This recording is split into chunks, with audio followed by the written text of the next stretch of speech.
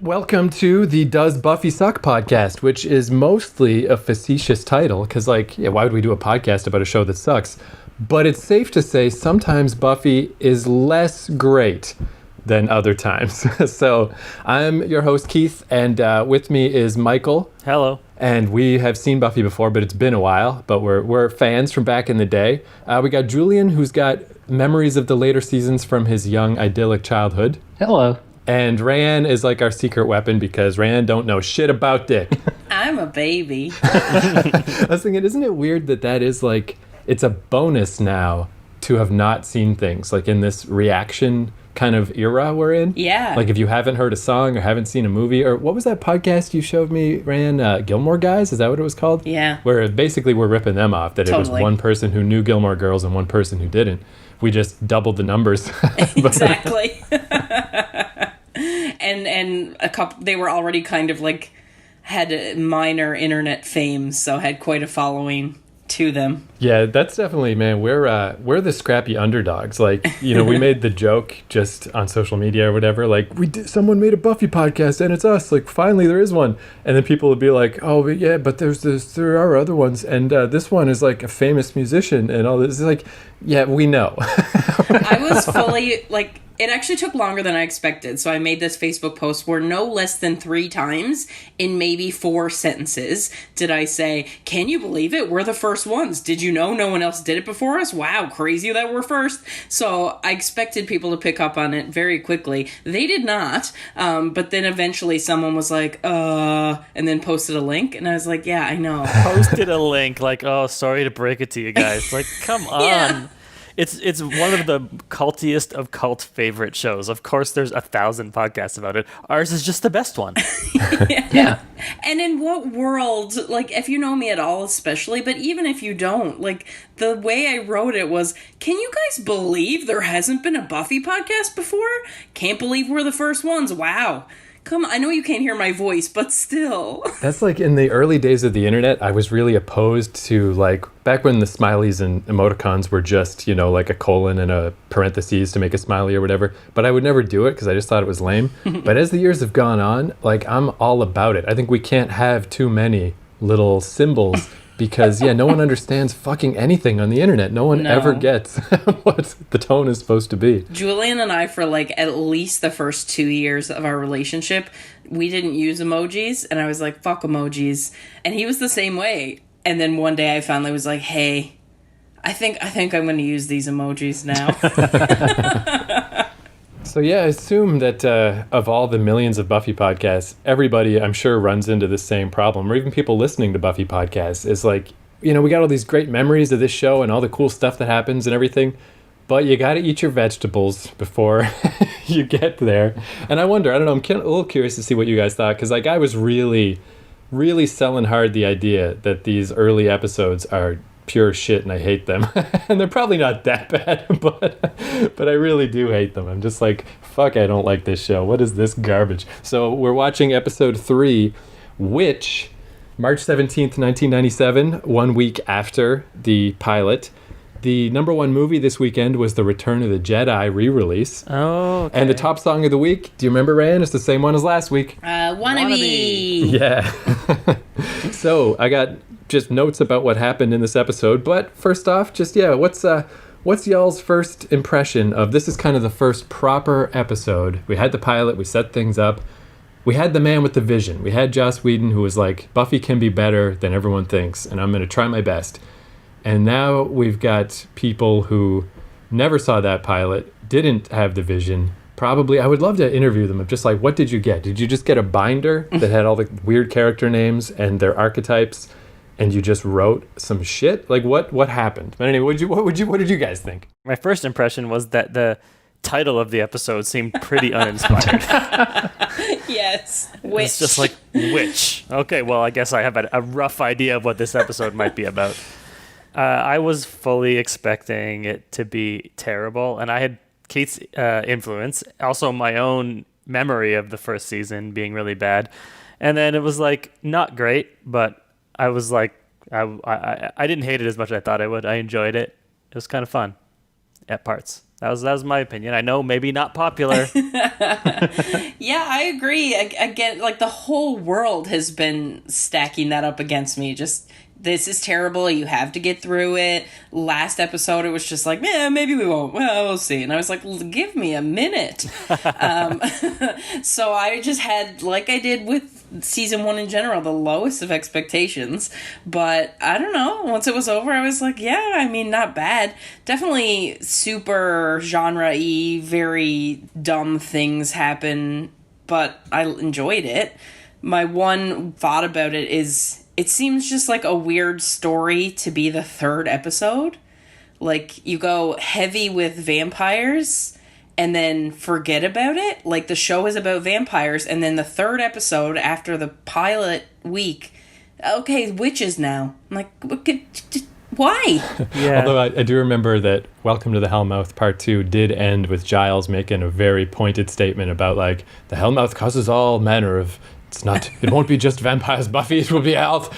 I heard that there could be a witch next week. Tune in. They fully added that in afterwards. Like, well, that witch episode is next. Giles, re-record this. Yeah, he's like checking his notes. I've heard tales of a witch and a invisible girl. Yeah, a praying mantis type creature. Oh, all manner.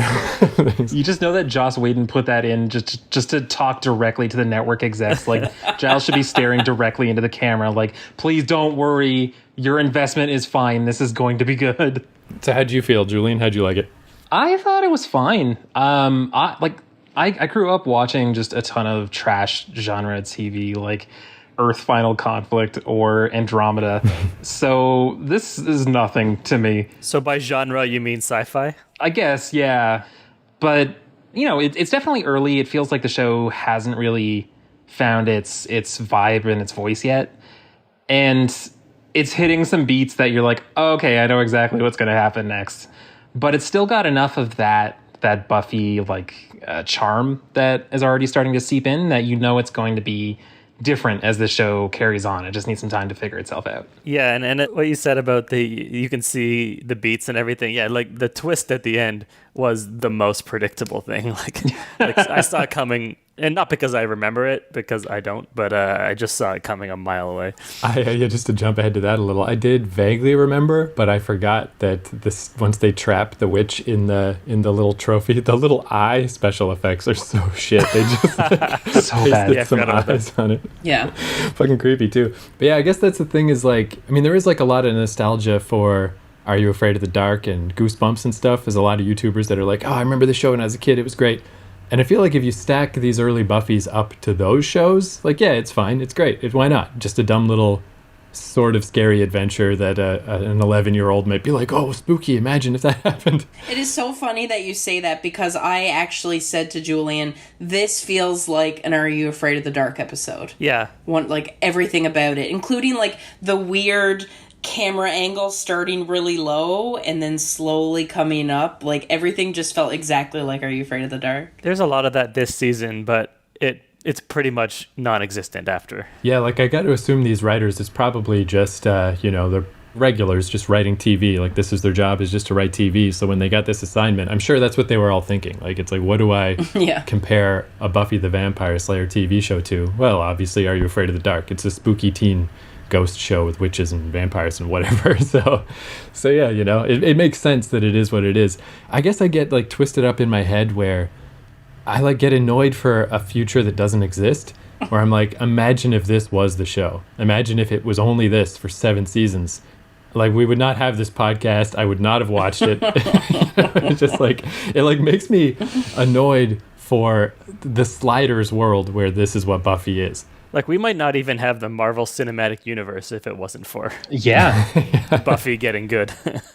I mean, if you really want to extrapolate. Yeah, well, I guess that's the thing, too, is like Joss Whedon is... I always used to say he was like my favorite non-dead writer. Like he always writes great episodes of Buffy and Angel. Firefly is still to this day my favorite show. And then, yeah, with like Avengers and stuff, it's like the world finally got to see how good this guy is. So it's like insulting that someone's doing this to his beautiful vision. They're just making these dumb throwaway shows. I know I'm being unreasonable because it's the first fucking episode that someone else made. They don't know what's going on. But yeah, I've got that like just black and white brain where it's like, We are and aware. I guess like my ADD starts to kick in when I don't like something. Like it's why when I don't like something, I just hate it because I can't just sit there and watch something that I don't like. I just get more and more agitated. And if you think this is bad, I hated the next episode even more. And then the fifth one it's going to be my, as we go on, like, does it ever get this bad again? Is there ever an episode as bad as episode 5 of Buffy the Vampire Slayer? I'm kind of looking forward to that now. It's Yeah. So I'm glad you guys had a better time and you're an easier fucking crowd than I am. You didn't say, we kind of all gave our opinion. What is yours? You just still hated it? It was the worst? Yeah, again, it's like it's very similar to with Welcome to the Hellmouth. There's a lot of like the notes I have and stuff are things that are interesting later. Like it's so interesting to me to go back and see all the stuff in this episode that became something later. Like even these throwaway episodes, they have so many seeds of things that are later going to be awesome. Yeah. But just trying to take this at face value, oh, buddy. It's not that even that these episodes, the writers of these episodes were planting seeds. It's that people later on must have gone back and been like, what can we do with, the lore that's already been set up and the characters that have been introduced? Like, how can we use them in interesting ways?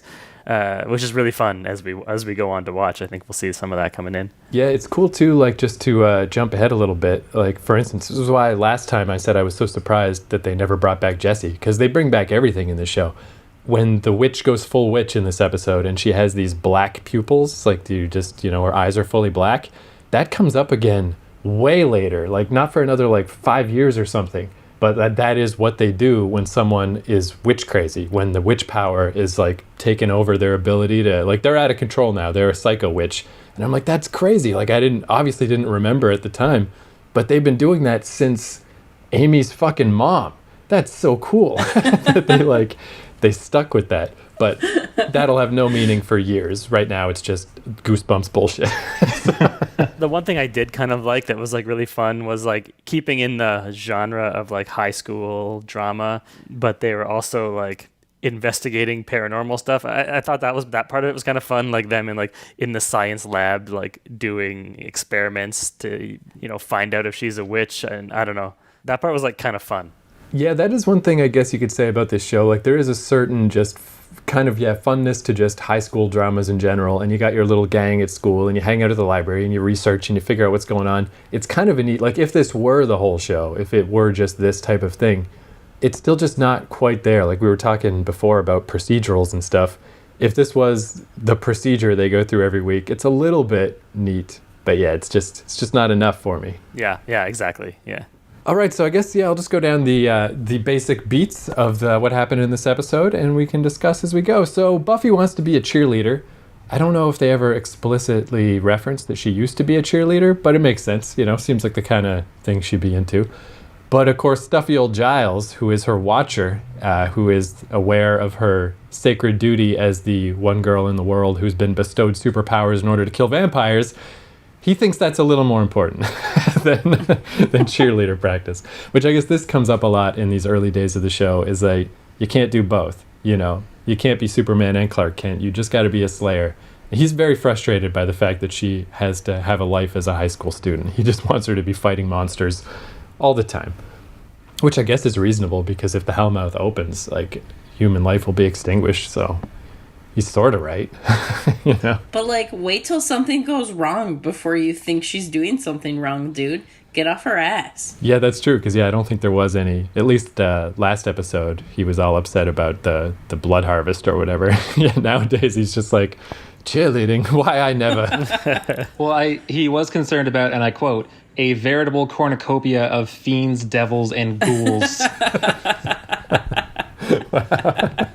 They must have had so much fun writing his dialogue. Like, it can't be too British. The dialogue in this episode alone, like, I wrote down 3 or 4 quotes of just things that were said that are either like regular things people say that are a little bit off or just bizarre. Like the script writers, what were you thinking? Do any of them involve the word wigging? No, did you write that down? Because that came up several times, and I'm like, whoever wrote this episode didn't have the foresight of being like, this phrase does not have any staying power. It's from Clueless, or I mean, I don't know if it's from there, but that like was big for this era of teen show. Yeah, speaking of that stuff, let me just jump ahead a little. Because, yeah, season 1 especially was really heavy on, they tried to come up with their own teen speak. And then I think they pulled it back because it was just making the show harder to comprehend. They're kind of going for like a Heathers thing. Like the Heathers deal was Heathers has exclusively Heathers slang. So it still is good. 30 years later, it's not just 80s slang. And I think they were trying to do that in Buffy. And the one that really stood out to me here is Buffy's mom is like, oh, about yesterday. And Buffy just goes, oh, that was totally yester. Oh, yeah. It's like, stop trying to make yester happen. Yeah, I made a mental note of that, too, of like, what? It just sounds like you said half a word. So speaking of cheerleading, Willow's friend Amy is trying out to be a cheerleader. And this was cool, too, because I had forgotten entirely just the same thing I was saying last time, all these characters that are important later. Amy is super important later on. And I didn't remember that she was even in these early episodes. That was so cool. Where it's just like, oh, cool. Like, I don't want to spoil it. I wish I could. I wish I could just be like, you remember blah, blah, blah, blah, blah, all the stuff that happened? That's Amy. But you'll just have to wait and see, Rand. It's just, she came out of nowhere, and it was clear to me that she's someone important, but there was no, like, why or why she did. I know it's just the 3rd episode and they're introducing characters, but it just felt wrong. Like, it was like, out of nowhere, this very important thing happened, and Willow was like, yeah, we've been friends forever. We eat brownies. Yeah, she's just like a plot device for this one episode, which was all I think she was intended to be at this point.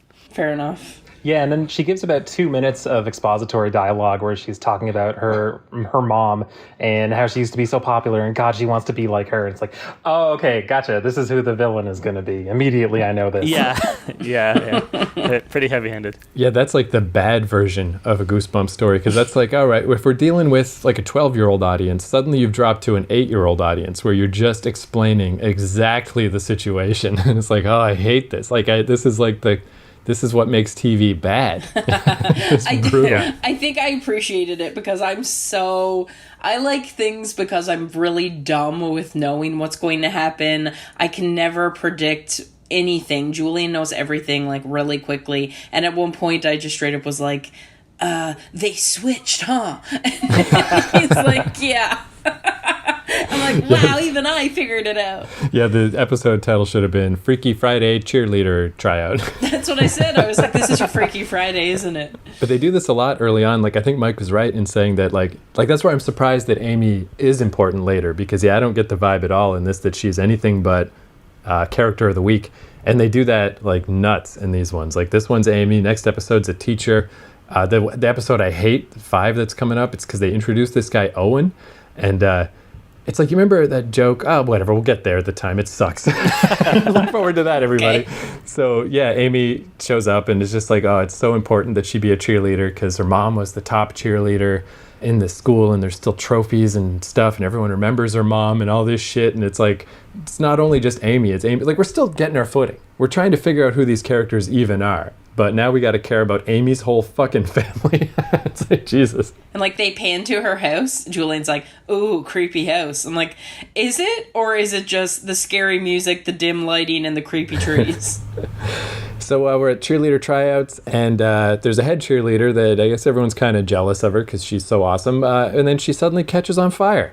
Oh, I think that actually happened before we're introduced to Amy because, yeah, I've got that the head cheerleader catches mysteriously on fire. We're introduced to Amy.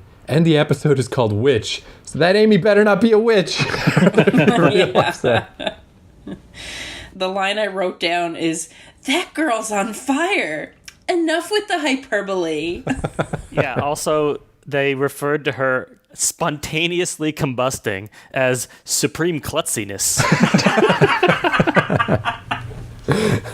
Like, oh, what a klutz. She's always, walking into garbage cans and tripping over her own shoelaces and spontaneously bursting into flame. Yeah, it's literally the least you can ask of someone just to be in polite society is don't just catch on fire all the time. It fucks everyone's day up.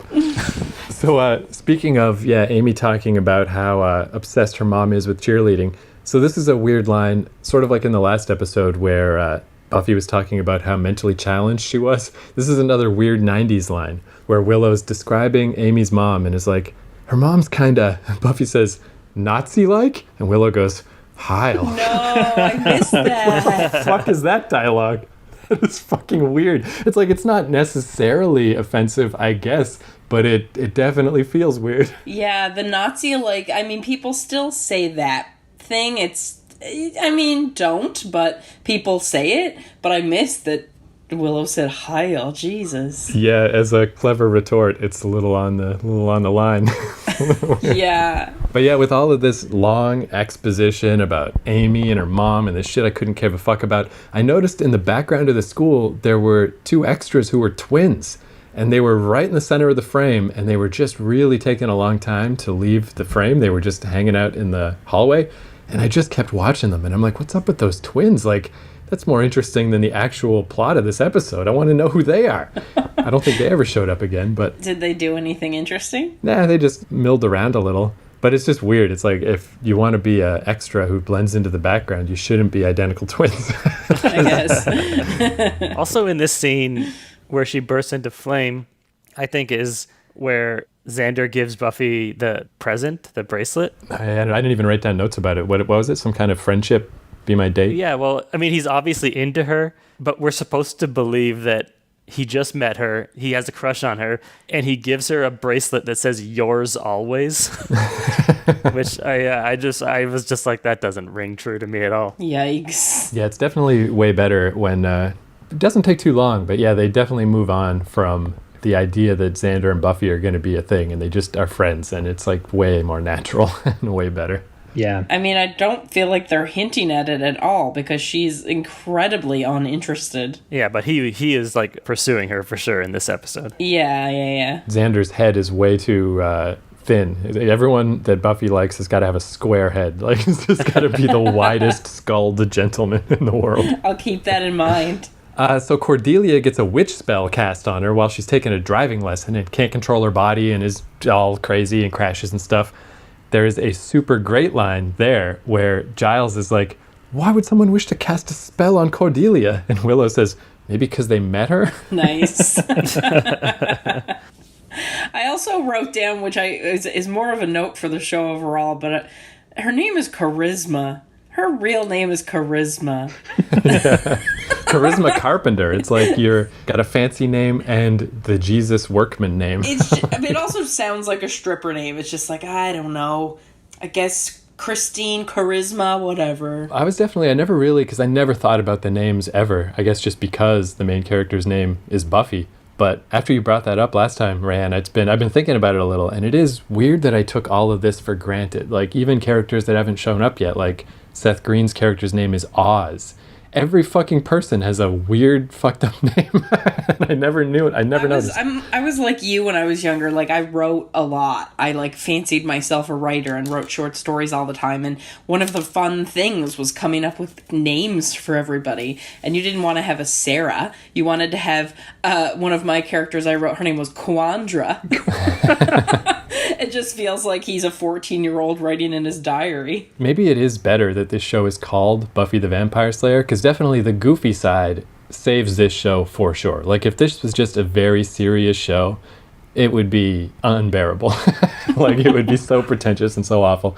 And again, I kind of feel like as the show goes on, that's one reason why I always was nostalgic for the middle days, because it does keep getting more and more grown up and stuff. And they do it is nice that they can counterbalance all of this pretentious nonsense with just silliness. Totally. So speaking of, man, last time when they found a dead kid in the locker and no one cared, and their best friend Jesse got killed and no one cared, this is continuing in season 1, no one cares about fucking anything that happens, is in the middle of science class, a kid gets her mouth magically removed. She has no mouth anymore. And everyone is like, oh, that's a little weird. What a bummer. Like, they are so calm. They barely, like, is it just growing up on the Hellmouth? There's just a low-level acceptance that every week something super fucking crazy happens and you just got to let it slide?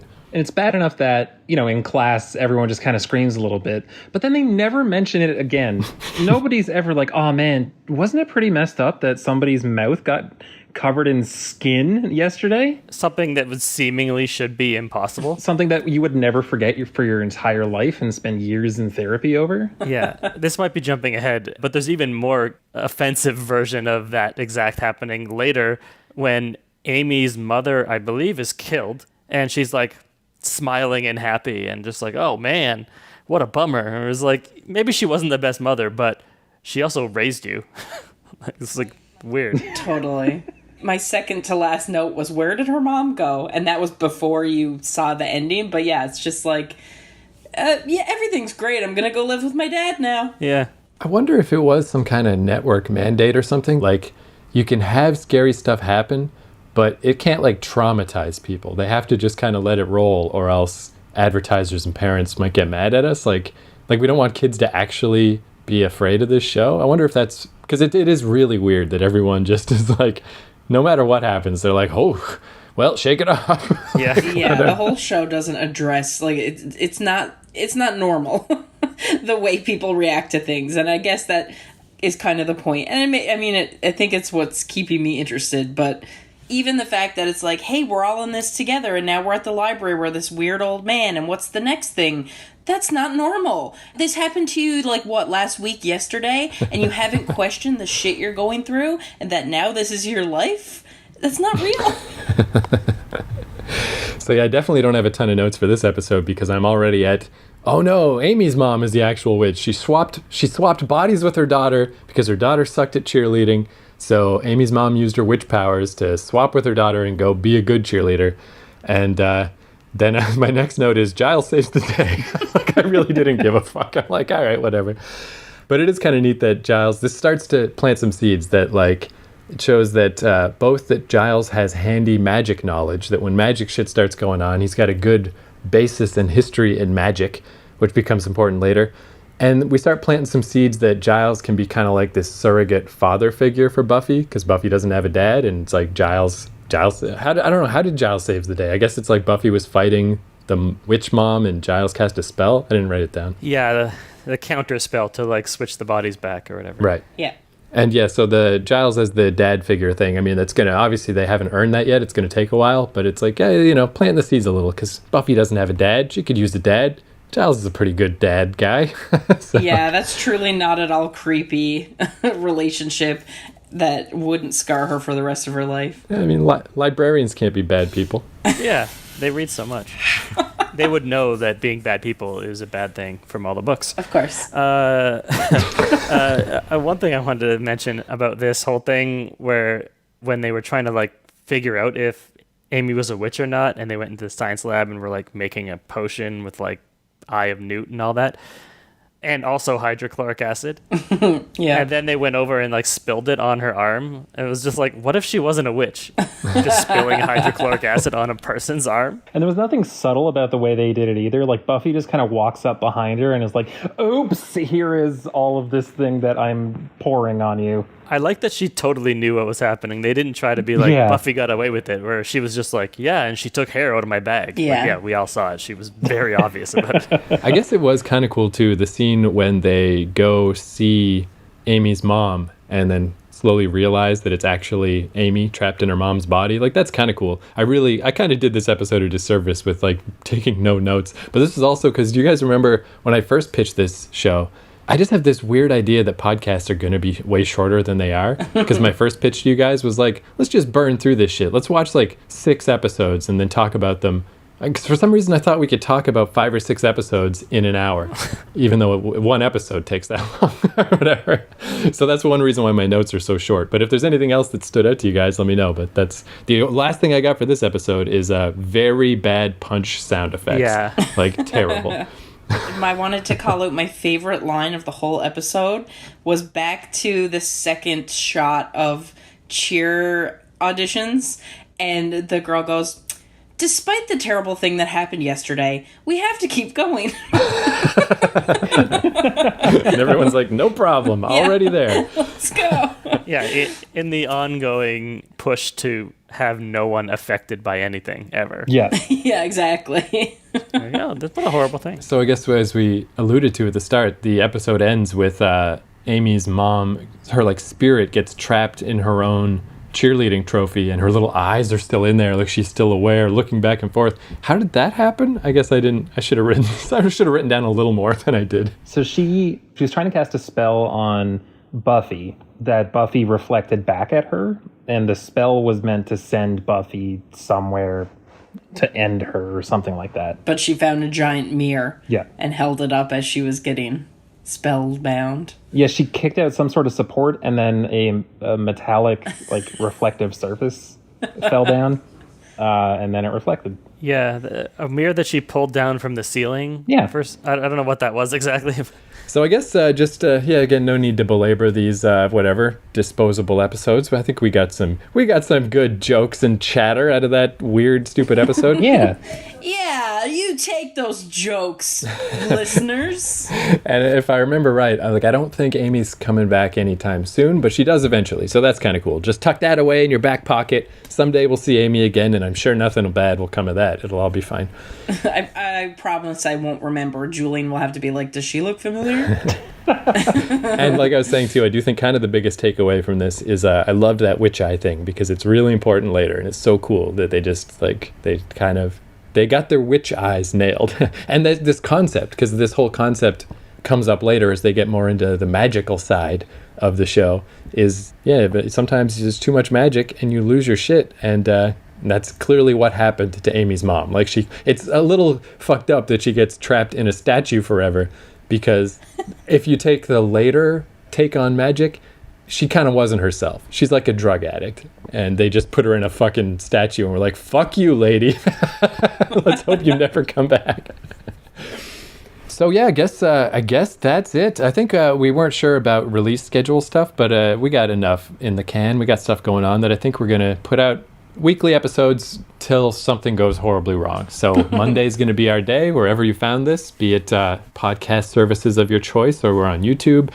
It'll be out on every Monday. So yeah, like, rate, review, subscribe, love, comment, do all the things. I wasn't expecting so many people to give positive feedback, or at least be engaging, and they are so far. So Yeah. Great. Thank you for that. Thank you. Yeah, and it is totally one of those things, since Buffy has never come back, and there's never been Buffy the Next Generation, and it's been 20 years, and it really was a good show. I do feel like Buffy fandom, it was always very strong, but it has not gotten any less. It might be more. It's like people love this show, so good. Shout out to my friend Kara who listened, whose cat is named Buffy. So she's a super fan. When we were getting a dog, when I was whatever, the dog's dead now, but when we were getting a dog, so whatever it was. That's it. That's the end of the story. 12 years ago. And it was this all black dog, and I was really pushing my parents to name him Spike. But I didn't want to tell them why, because I was embarrassed that it was named after Buffy, and I was just and they kept being like, okay, that's a cool name. Why do you want that? And I was like, I don't know, it's just cool. Spike Lee, my favorite director. Yeah, it didn't work. It didn't go through. What was the dead dog's name? Bandit. It's a classic dog name. Yeah. He deserved to die. Yeah. Oh yeah, and I almost forgot. That just made me think of just talking about Buffy fandom and stuff. Is I meant to give a shout out to our sibling podcast, the Blossom Buddies. That friends of ours did this before us. They started a TV-based podcast about the hit NBC sitcom Blossom. It's our friends Craig and Jason.